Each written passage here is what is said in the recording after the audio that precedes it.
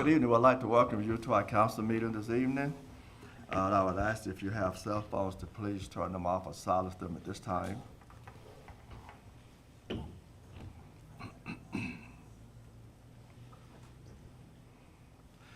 We will stand and have pledge of allegiance by Mayor Pro Tem Joyce and prayer by Councilmember Malinowski. I pledge allegiance to the flag of the United States of America and to the republic for which it stands, one nation, under God, indivisible, with liberty and justice for all. Let's pause for a moment of reflection.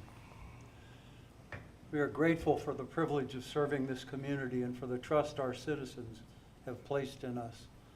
We give thanks for our city staff whose careful work and thoughtful preparation have helped us better understand our financial challenges and opportunities. Their dedication reminds us that good government is built through diligence, integrity, and service. May our conversations be guided by respect, our disagreements by grace, and our decisions by a genuine desire to serve the common good. We also ask for peace throughout this process, for our employees who faithfully carry out the work of our city, and for the residents who care deeply about its future. May we reduce unnecessary burdens, strengthen trust, and leave this meeting with a renewed commitment to work together. With gratitude for the opportunity to serve, let us begin our work. Amen.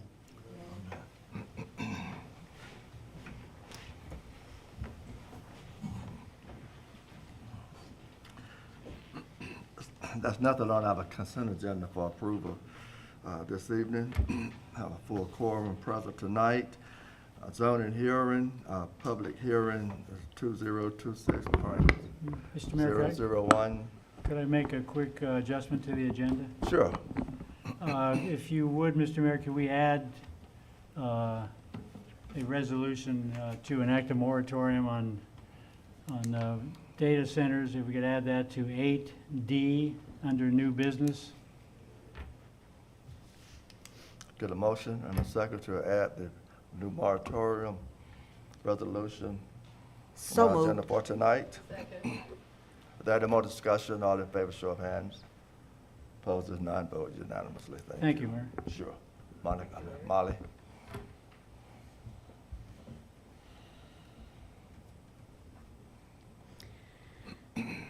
I don't believe this is on. Ken, will you advance slides for me? Yeah, let's see. Okay, I've got it on. Thank you all. Tonight you have before you a city-initiated text amendment removing sections 1150, 1155, and 1160, replacing those with a new section 1150 ethics and zoning cases outlined there in red for you. You can approve or deny, or approve with conditions. Happy to answer any questions you might have.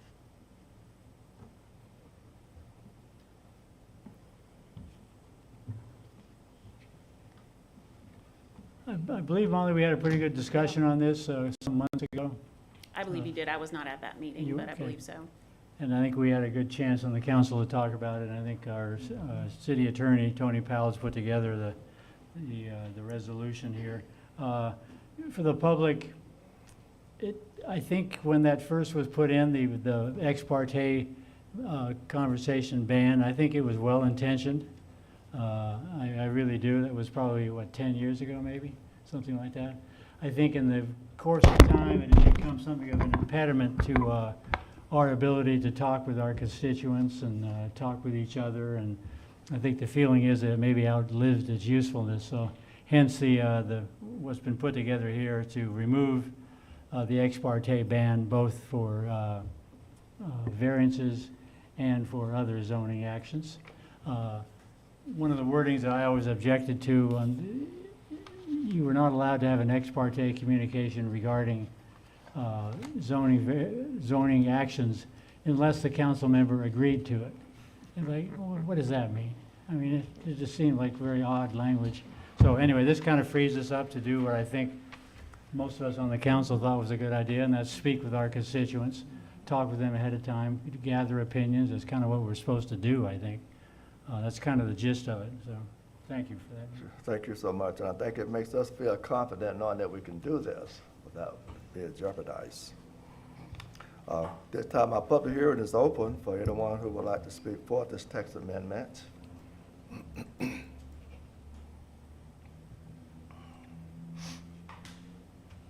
Anyone here to speak against this text amendment?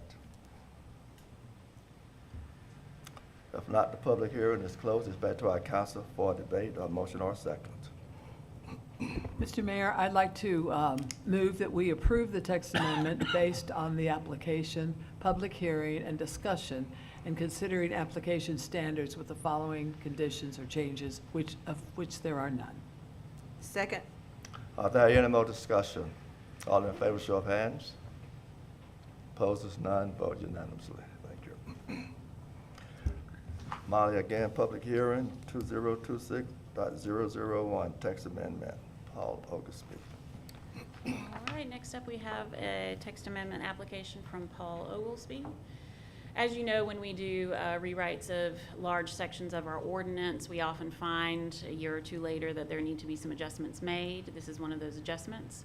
The request is to add a note 11, 12, and 13 that any property platted under the removed heavy commercial district comply with the heavy commercial district setbacks.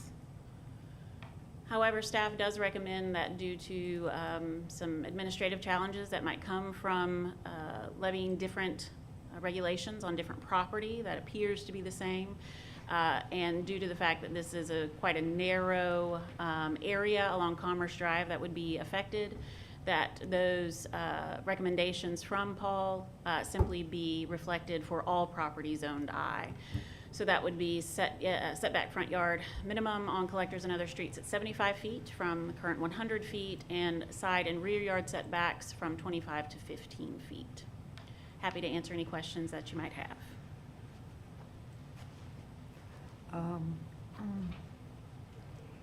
Yeah, I have a question, Molly, if I could. It seems to have met the majority of the standards. The only standard it hasn't really met is whether it'd be more appropriate to do a variance as opposed to a text amendment. What was the planning department's thinking and Mr. Ogilvy's thinking in requesting the text amendment as opposed to the variance for that property? Those Absolutely. So properties? it's not a one-off. There's property along Commerce Drive, especially the new section as it hooks around, is primarily owned by this singular property owner who felt that there was an impediment to development of those properties under the current regulations.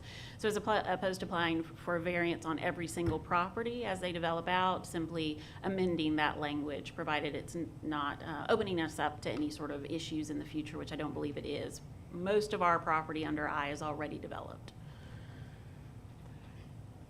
Molly, if I may, under the third standard, staff's comments carry on, and at the end of that it says, it does not appear a reduction of setbacks for all properties zoned would result in zone I would result in a preponderance of potential negative impacts. Okay, that's great. Do we have a sense of any unintended consequences in this? I don't think so, no. The real concern for increasing those setbacks 2 years ago was to ensure that along our corridors that we maintain more of a campus-like setting in our industrial properties. That's still maintained. This is on collectors and other streets, that front setback reduction of 100 to 75 feet or 150 to 75 feet, and so the corridors and those setbacks are still maintained. It's simply on those collectors and other streets that it's reduced. Good. All right, thank you. Thank you, Molly. At this point, the public hearing is open. Anyone here to speak for this public hearing, text amendment 2026.011, Article 7. Hello, my name is Jack Bone. I live in Buckhead, Georgia. The reason that we ask for this variance is because the main property that's zoned I now was zoned C5 before, and it was developed under the C5 regulations. I think the problem came when the I zoning, that the new setbacks were for 5-acre lots, but C zoning allowed, I think, all the way down to acre or acre and a half. So most of the lots all of the lots in this particular area where they're going are less than 5 acres. And when you put a 5-acre setback on a 1.5-acre lot, you basically render it useless. And, you know, he developed it according to the standards of Madison, and we didn't even know that the zoning was being done away with.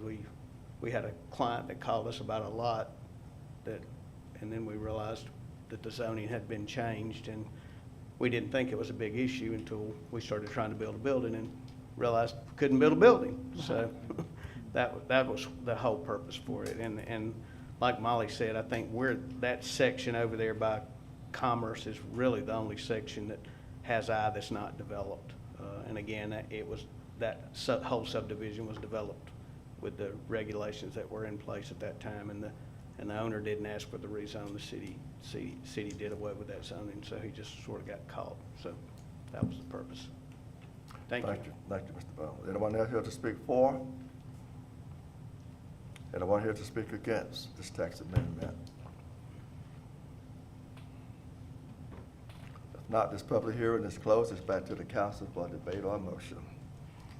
I think as Mr. Bone alluded to, I think there's kind of an issue of fairness here. I mean, you buy property based on what you think the zoning is, and it seemed like it would only be fair to do something to accommodate the change. So I personally don't have any problem with this. Is that a motion or just a No, comment? that's just a comment. Just a comment? I make a motion to approve the text amendments based on the application, public hearing, and discussion, and considering the applicable standards with the following conditions. Approve reduction of dimensional requirements as proposed for all property zoned, i.e. 75-foot front setback minimum for highways and aerials and collectors and other streets, 15 feet side yard setback, and 15 feet rear yard setback minimum. I second the motion, Mayor. Could I just put a fine point on that? There was a mistake in the staff report. This is only for the collectors and other streets, not highways and arterials. Okay.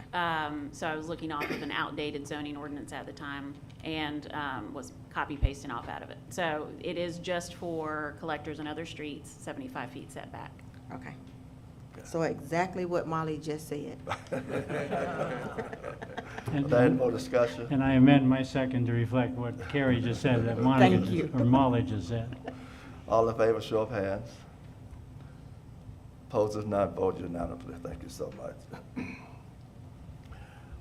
Molly, we have on C, D, E, F, and G, they've all been postponed. But that indefinitely for any time period, or?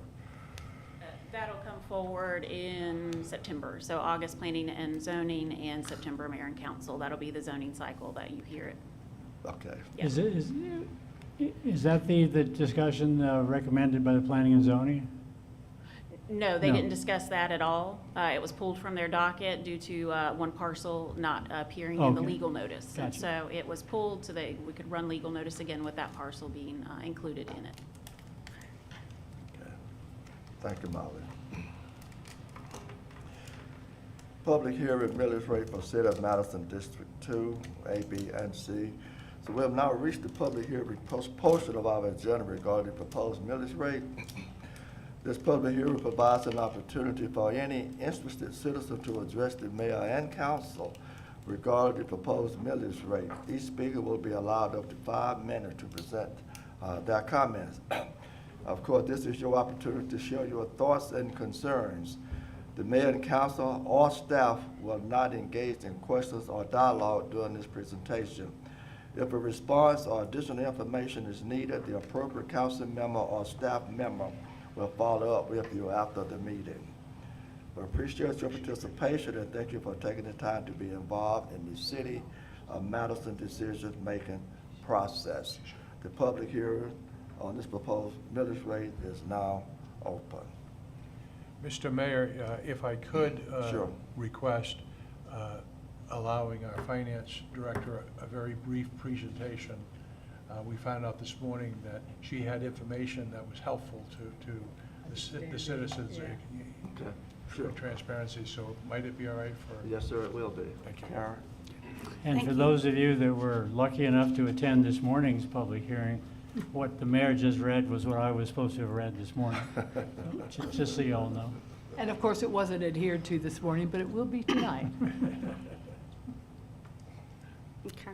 I'll begin by reminding how much we've already cut in the fiscal year 2027 budget. Every department's budget decreased. The mayor and council decreased 16%, city manager 18%, finance 14%, human resource 8%, police 10%, fire 6%, public works 11%, and the planning department 6%, with an overall total of $833,000, or 11% of the general fund budget.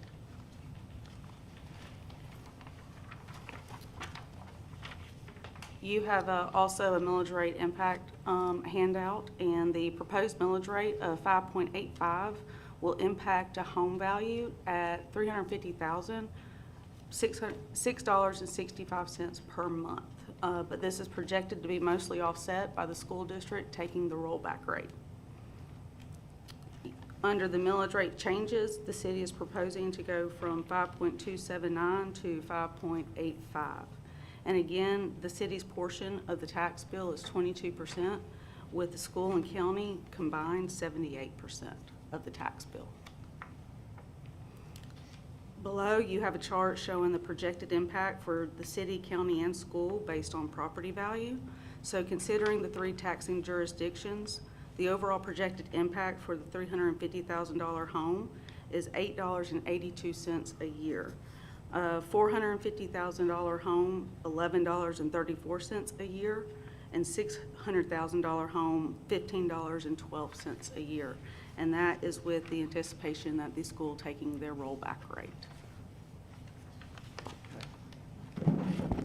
Next, you have a millage rate comparison, which compares the city's millage rate with the surrounding areas.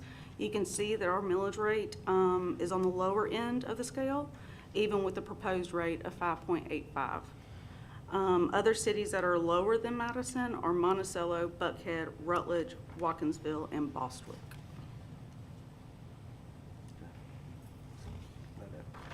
And then the last 3 are your required millage rate rollback and percent increase of property taxes forms. So you'll see Madison, we are proposing the millage rate of 5.85. And then both the special tax districts, we are proposing the rollback rate. So for the downtown district, the rollback rate is 0.967. And then the interstate corridor rollback is 1.046.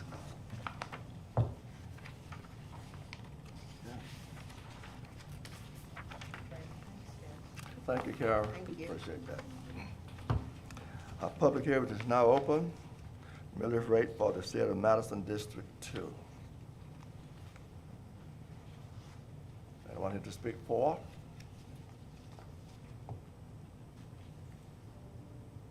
Or against?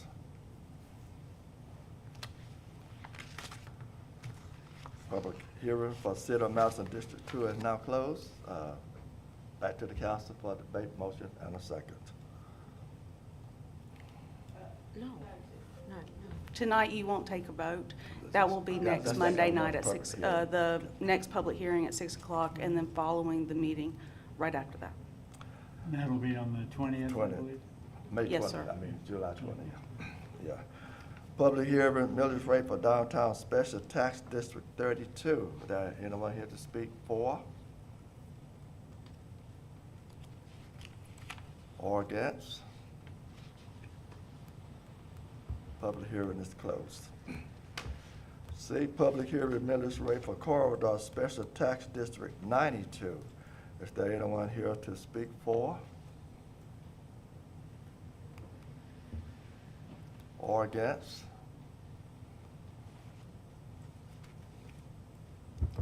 Public hearing is now closed. Thank you.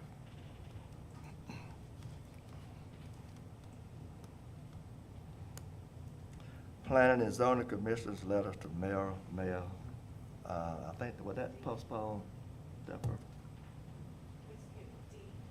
Yeah, Mr. Mayor, with the mayor and council's permission, I think I'm kind of a fan of regular order, and I would like to have this go to a work session where we can have a little more fulsome discussion of the pros and cons of what the two members of the Planning and Zoning Commission have recommended to us.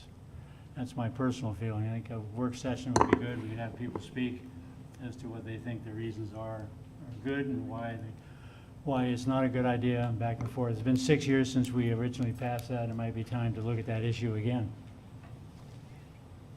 I agree with that. Is that official, Mr. Attorney? Okay. Do our council have any objections to this? Any other council member? No. Okay. So we'll put it on our work session for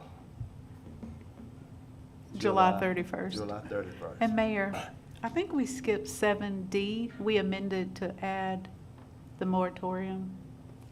I thought it was- Yeah, Did I we think- add I think we that? put that No, under new we- business, It's under though. new business. It's under new business? Okay. 8E, D. okay. Yeah. Public art easement, 1330 Atlanta Highway, M23001. Molly? Yes, Mr. Tommy Breedlove took ownership of the old Flambeau building about a year ago, has been making renovations to that, has moved a silo up to the front of the property, and is offering you all the opportunity to place an easement on the silo for signage or public art purposes in the future if you'd like to do so.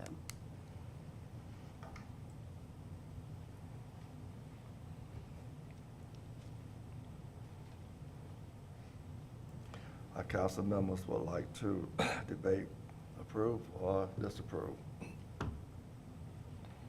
Where did you say this building was, Molly? Oh, Flambeau? Okay. And he wants to give us an easement to put public art there?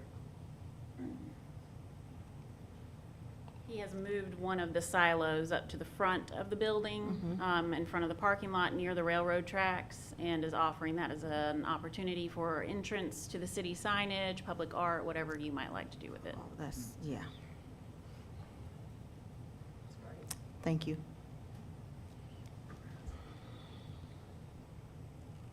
Back to our council for a motion or second. I would like to make a motion that we accept the public art easement at 1330 Atlanta Highway, M23001. Second. Are there any more discussion? All in favor, show of hands. Opposers, none, vote unanimously. Public service appointment, Ken?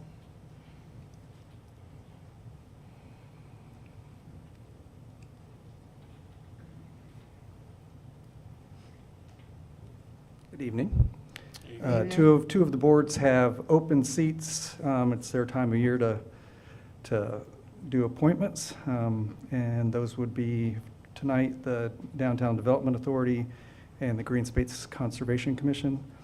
Both of them have four terms, 4 seats available. Both of them have 4 applicants seeking those seats. So with the Downtown Development Authority, you have 3 members seeking reappointment. That would be Brent Spenford, Ben Woodby, and Chantel White. And then the 4th one is filling a member who is left and did not seek reappointment, and that would be Arthur Cheek is seeking that. As far as the Green Space Commission, we have 4 seats. 2 are being sought as reappointments from Ben Prue and Carl Scott, and then the others are open seats.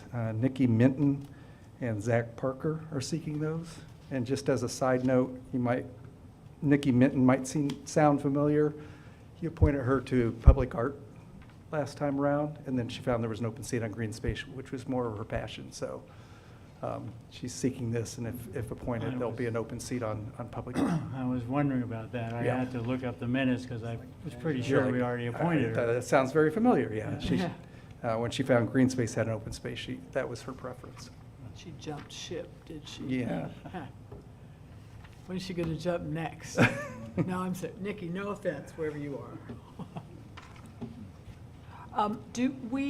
Remind me, are we gonna approve one by one, or are we gonna do it in? I think you could do a slate if you like. I think slated to be efficient, since Mhm. there's no, no Objection. hanging chads, so to No hanging speak. chads. So you're making a motion? I'll make a motion to approve for the DDA, reappointment of Brent Bedford, Ben Woodby, and Chantel White, and a new appointment of Arthur Cheek. I second that motion. Are there any more discussion? Yeah, there is. I didn't know Mr. Cheek, the new applicant, and I took the opportunity to call him. He lives in my district, and had a very nice conversation with him. He's a young guy, and always fairly new to town, and I always appreciate people that are young and new in town who are willing to serve their community quite that quickly. So I think it'll be really good, and Yep. I'm pleased to that he's interested in serving Madison in that capacity. Okay. Motion and a second. All in favor, show of hands. Opposed, if none, vote unanimously. Thank you so much. Green Space Conservation Commission? Remind me, we had a vacancy on the green space to begin with, did we not? Do you remember? I don't know You why I mean can't. last time around? I mean, meaning we're taking two new candidates. Monica's nodding her head, yes. Okay, right. That's her commission, so I'm less familiar. Oh, right, yeah, that's sad. And I tried to reach Zach. He didn't get a return call, but he's kind of a tree guy, I guess, Monica. He's got a good background. You read his resume. Anything Yeah. having to do with trees is in the interest of not only green space, but this council and this community too, so. Yes, sir. I think that the board members, particularly Carl Scott, worked to get David Burke to take an appointment to the subcommittee, to work on the committee to open up another seat. This gentleman actually has arborist background. And so that was deemed as something we really needed with the loss of Phil. Since Ben's going to steer for a while, we needed someone to take over trees. And then the other young lady, they've both been at every meeting for like 6 months. So, you know, they're very interested and dedicated. And I'm a little flummoxed by the Nikki thing, because I was pretty sure we already appointed her to a different, I didn't think we allowed two different commissions, but, so I assume that leaves an opening then on public arts? Because I thought we had that one filled, but that'll be at a later date.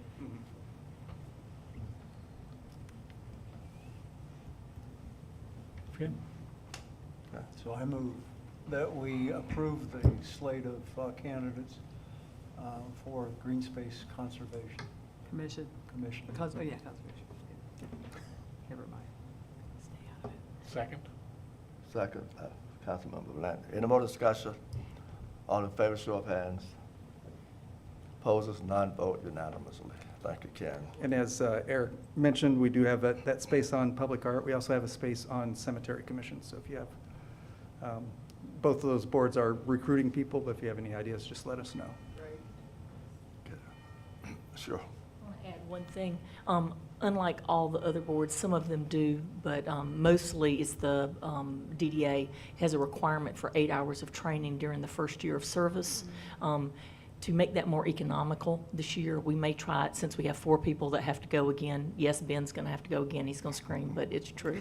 First year of service of a new term, you have to get educated again. So we might try to bring that here. You will receive an invite if we bring it here, so you can polish up yourself if you haven't done DDA, either basic or advanced recently.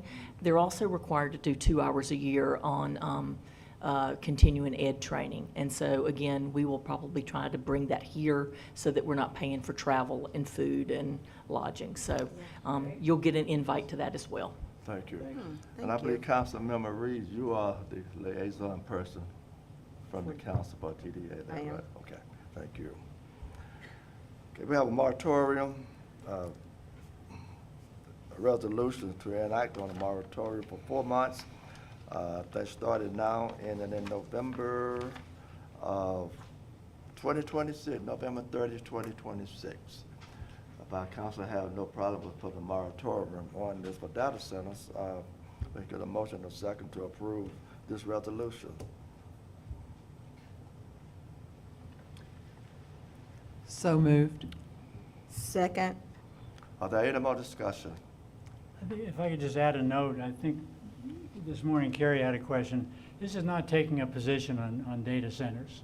This is pretty much mirroring what the county did earlier last week to allow us and them time to really look at what goes into data centers, to maybe mitigate some of the potential negative consequences of data centers. It gives us time really to look at it. The whole idea, is it good for our community or not?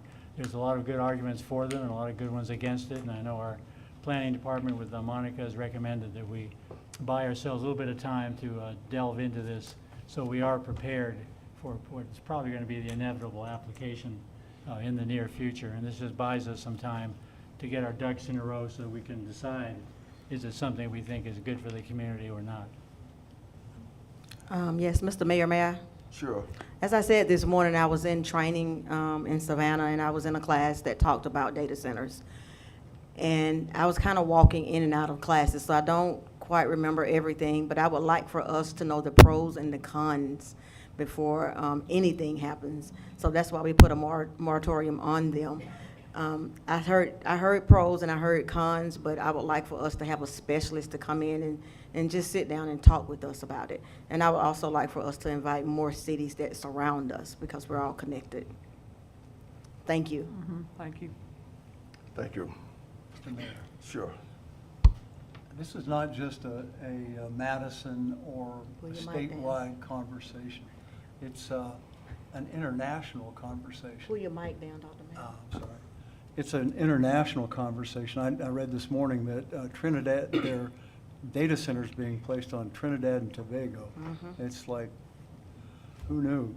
But the whole conversation, there are so many angles on this that it's incredible. Anywhere from water usage to electricity usage to the sound. And all of those things are different angles on it, which is really incredible. So I'm fully supportive of taking our time on this. Okay. So, we did carry that motion, didn't we? We I did. think we did, okay. We did. We're down to public comments. Are there any comments from the public tonight? Did we? We didn't We vote. didn't vote on it, I don't think. We though. did. We got a motion and a Okay, second. we got a motion and a second. Thank you. All in favor? Opposers, none, vote unanimously. Thank you. Come off a vacation, Mr. Mayor. We're now down to public comments. Anyone from the audience would like to Mr. Mayor, make may I public step comments? down for a minute to the desk? So what now? May I step down for a minute to the desk? To come from my position of being the chair of the Municipal Training Board. Sure. Thank you. I do have on sneakers, y'all, because it's raining.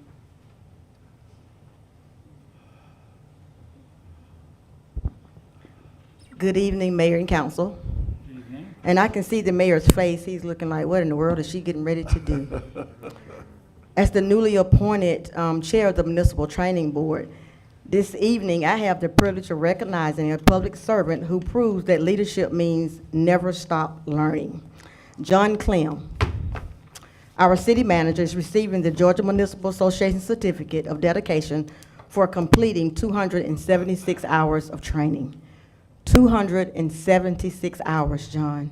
That's 276 hours John chose to spend away from his family, away from his desk, investing in us, investing in Madison. He studied budgeting, ethics, planning, personnel, economic development, and more. Not because someone made you, John, but because you believe Madison deserves a city manager who brings best practices home. The Harold F. Holtz Municipal Training Board exists for this exact reason, to help public officials leverage their skills to better serve our cities. John, you embody that mission. As chair of the Municipal Training Board and a member of the GMA Board, I can tell you what this certificate means tonight. and it means this statewide: dedication. Thank you for your dedication. It means John is amongst Georgia's most trained, most committed city managers, and we get the benefit right here in Madison. John, on behalf of the mayor, council, and every citizen you serve, I say thank you. Thank you for modeling teachable leadership, because some of us don't want to be taught. We want to move on our emotions. So thank you for modeling teachable leadership. Thank you for 276 hours of saying that Madison is worth it. Please join me, you all, in congratulating our city manager, John Clem.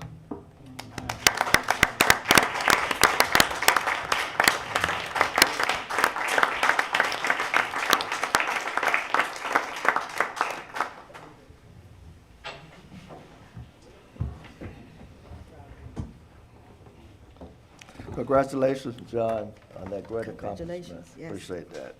And of course, we all know, I think Councilmember Reed did say that she was appointed the chair, the new chair of the training board for the fiscal year 26, 27. Thank you. And in that capacity, she Wow. also serves on the GMA Board of Directors for, I believe, a one-year term. All right, and your turn. Wonderful. Any more comments from the public? If not, this meeting is adjourned. Thank you.